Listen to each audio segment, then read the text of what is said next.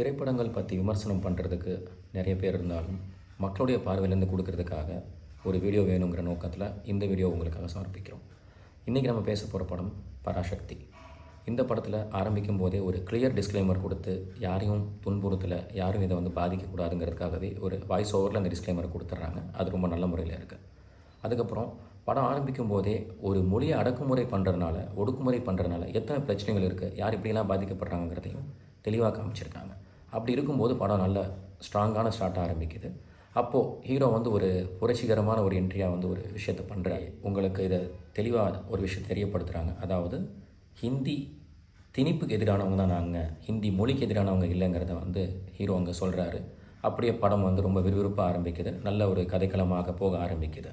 ஆனால் இடையில் பார்த்திங்கன்னா ரொம்ப கொஞ்சம் தொய்வாக போகிற மாதிரி தெரிஞ்சாலும் படம் அதுக்கான ஒரு ஸ்ட்ராங்கான பில்டப்கான ஒரு முன்னோட்டம் தான் அதுங்கிறது தெரியுது. ஏன்னா ஒரு போலீஸ் அதிகாரி, ஹையஸ்ட் அஃபீஷியல், அவரே அடிக்கக்கூடிய நிலைமையில் இருக்கிற ஹீரோ ஒரு டெத்து, தன்னுடைய நண்பருடைய மரணத்தை பார்த்த பிறகு அவர் அதுலேருந்து ரொம்ப விலகி எந்த புரட்சியும் வேணான்னு சொல்லிட்டு விலகி இருக்கிற மாதிரி காண்பிக்கப்படுது.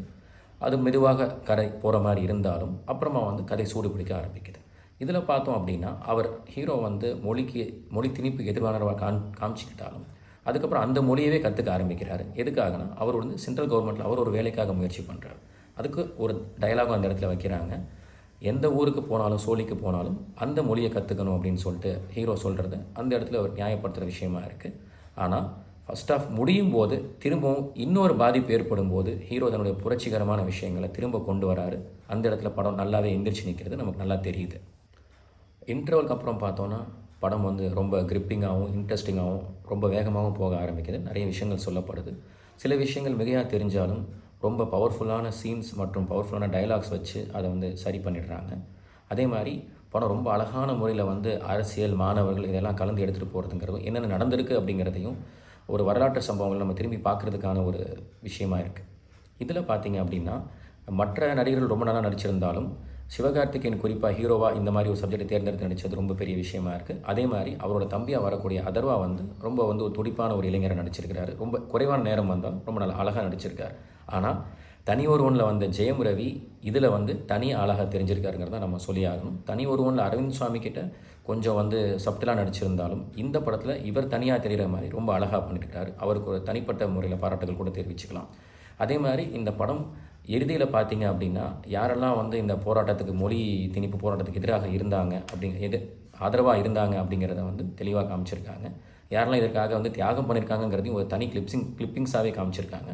அதுவும் பார்க்குறதுக்கு ரொம்ப நல்லாவே இருக்குது. இறுதியில் பார்த்தோம் அப்படின்னா இந்த படம் தமிழில் எடுக்கப்பட்ட ஒரு உலகத்தரமான படம்னே சொல்லலாம். ஏன்னா மாணவர்கள் சம்மந்தப்பட்ட, புரட்சி சம்மந்தப்பட்ட, அரசியல் சம்மந்தப்பட்ட படங்கள் இந்தியாவில் ரொம்ப குறைவாகவே இருக்குது.